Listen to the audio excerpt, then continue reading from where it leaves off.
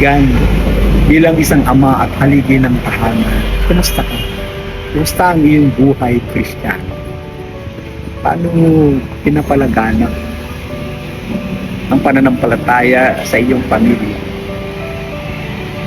Minsan napapaisip ako, bakit sa karamihan sa mga nagsisimba ngayon o nakikidalo sa mga pagtitipon sa ngalan ng Panginoon ay mga kababaihan. Nahihiya ba yung mga haligi ng tahanan? O sadyang hindi talaga nila, kumbaga, inisip ang pagdalo, lalo na sa pagsimba ng simbahan tuwing linggo. Brothers and sisters, may ako nakausap isang ama, tinanong ko siya, hindi ka, magsimba tayo. Napangiti siya at napahinto ako. Ang sabi niya sa akin, okay lang ako, kahit di naman ako nagsisimba, palagi naman ako nagdadasal. Kahit nasaan, kahit anong oras, nagdarasal ako sa Panginoon. Sa awa ng Diyos naman, hindi niya ako pinapabayaan. Maayos naman ang aming pamumuhay, ng aming pamilya.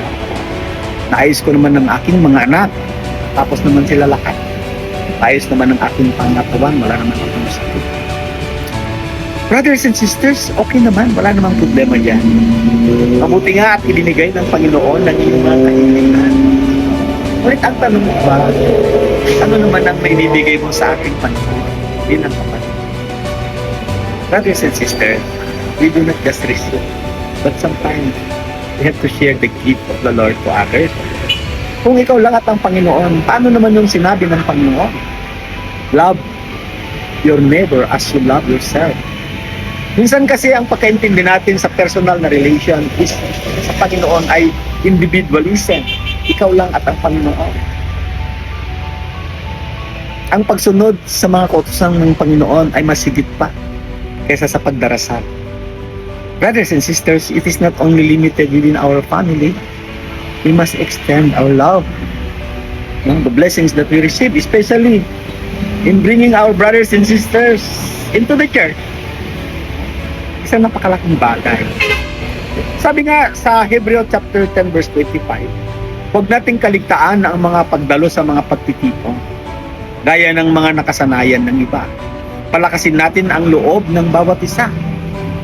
Lalo na ngayon, nakikita natin malapit na ang araw ng Panginoon. Pagtitipon, pagpapalakas ng loob sa bawat isa. Hindi lang sa ating pamilya. Kung maayos naman ang iyong pamilya, huwag kang buminto, brothers and sisters. Tumulong ka sa pagpapalaganap at pagpapasigla ng buhay Kristiyano.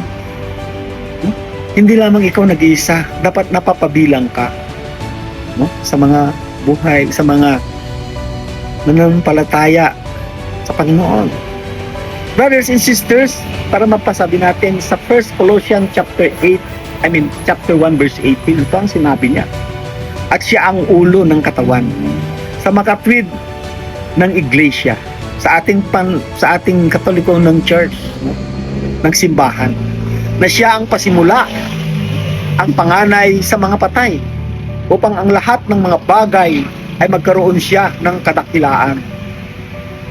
He is the head of the body and we are the body.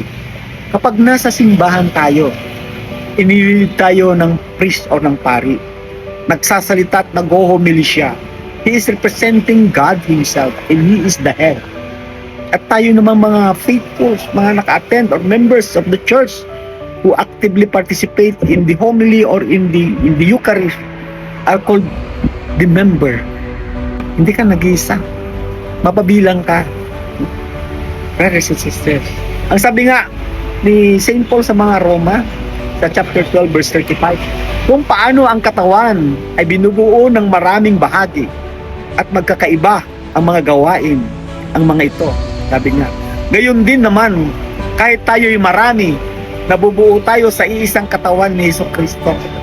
At tayong lahat ay bahagi ng bawat isa. Tayong lahat ay bahagi ng bawat isa. Binubuo ng iisang katawan ni Kristo. Hindi tayo nahihiwalay sa Panginoon. Therefore, brothers and sisters, hindi niya sinasabi na ikaw lang, kami lang, kundi tayo. Binubuo tayo ng iisang katawan ni Kristo. Nangyayari lamang ito kung tayo'y nagkikita-kita sa simbahan at dumadalo sa mga pagtitipon kung saan tinatalakay ang salita ng Diyos. Like sa mga organisasyon, sa mga convention. I am a part of the Couples for Christ. And whenever I meet the household and I take over the head of the group and all my household's members become part of the body and I take over the head, brothers and sisters, I see to it that whatever comes out into my mouth must become from the words of God. Because napakahalaga ng salita ng Diyos. Ito nagsimula ang lahat, brothers and sisters. Mahirap isipin. Saka lang tayo pupunta sa simbahan. Kawalan na tayong malay. Kapag binabasbasan na tayo ng pari. Dumalo ka. Pakiisa ka. Being part of the Eucharist. Being part of the congregation. Being part of the group where we are talking about the words of God. Huwag mong sayangin yung oras mo, brother, sister. 2 oras, 1 oras, it's good enough during Sunday. Join us. Napakasarap na nandudun ka pagka sinasabi namin, peace be with you. Nagkakaroon tayo ng ugnayan, no? Sa isa't isa. Nare-repress natin at naalala natin that we are that we all came from the body of Christ. Nakikiisa. At ang Panginoon, Jesus ay siyang ulo natin. Napakasarap ng buhay Kristiyano. Kung may problema, nasasabi mo sa iyo, kasama po Kristiyano, brothers and sisters. It's not all about material things. It is not all about success of our siblings, of our brothers, of our children. It is the relationship with God that we together as a Christian build. It's not about you and God alone. Because God once told us that we have to love our neighbor as we love ourselves. Do not love only yourself. I know, kita tayo sa simbahan, Sunday. Thank you.